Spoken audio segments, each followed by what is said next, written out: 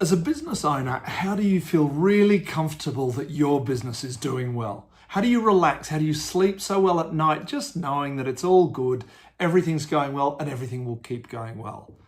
Yeah, not many business owners have that feeling. And I'm going to give you three and a half bits of information, 3.5 things that make all the difference. Look at these 3.5 things once a month, and it will give you real confidence, real clarity, real certainty. Things, by the way, will go better because you'll spot issues sooner, you'll act on them faster, but it'll give you that comfort, that confidence, that relaxation that, yep, the business is going well. I'm assuming you look at a profit and loss statement once a month anyway.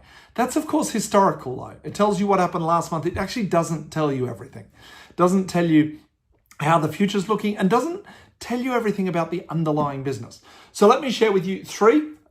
I'll give you the half first because it's actually just a financial statement that you probably look at anyway. But if you're not already doing it, look at a cash flow forecast. It's funny. This is the document which for me creates the most comfort and confidence, and it's the document that most people run away from. They're scared. They don't want to know, actually. They're worried about what it might look like.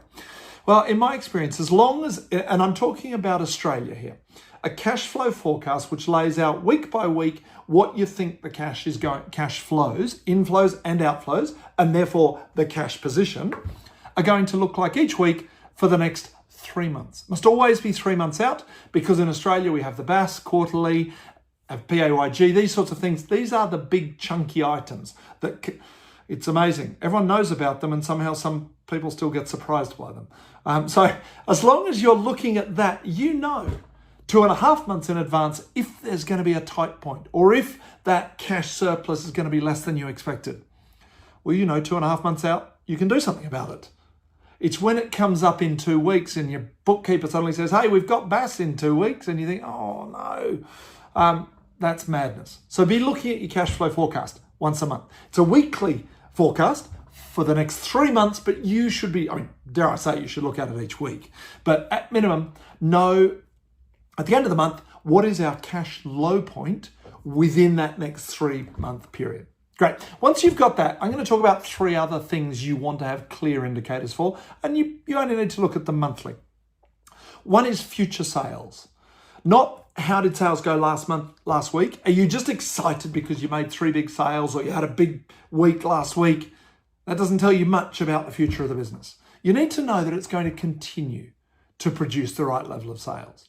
So what are the indicators that tell you that? Depending on your business, it's likely to be some combination perhaps of marketing and sales indicators. So it might be, how well is your marketing working? How many leads are being generated by your 5 best marketing activities, for example? And just monitoring. In the last month, we've got a great trend line. Our marketing is producing more and more leads for us. Well, great. That probably tells you that you're going to keep having good business to come. Our sales conversion is operating at the right level. We're converting 72% of all the opportunities that come in, all the leads that come in. Great. If you're converting 3/4 of all leads, that probably tells you that the sales operation is working pretty well. You're producing the leads you want. Good chance that the revenue will be good for months to come. Those sorts of metrics. So having 1 or 2 metrics that say the future sales look good, not just last month's sales were good. Second one I'm going to talk about, and it's about the customer delight you're achieving. In the end, future success will correlate pretty closely with how delighted your customers are. So you need to have 1 or 2 metrics that tell you that. Whether you may use something like Net Promoter Score, that's fine. You can do surveys, you can just ask your customers. Also metrics like repeat business, or for some businesses, how long your customers are staying with you. What sort of customer churn have you got? Or have you got 9 out of 10 customers come back to us every month?